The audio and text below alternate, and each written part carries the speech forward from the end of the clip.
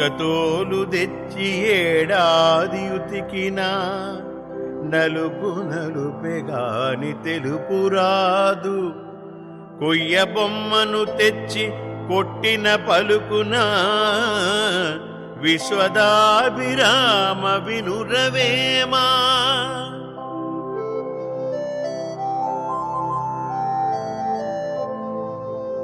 ఎలుకతోలు సహజముగా నల్లగా ఉండును.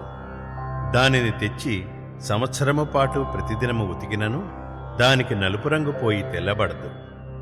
ప్రాణము లేని కొయ్యబొమ్మను తెచ్చి కొట్టినంత మాత్రమున అది మాటలాడునా?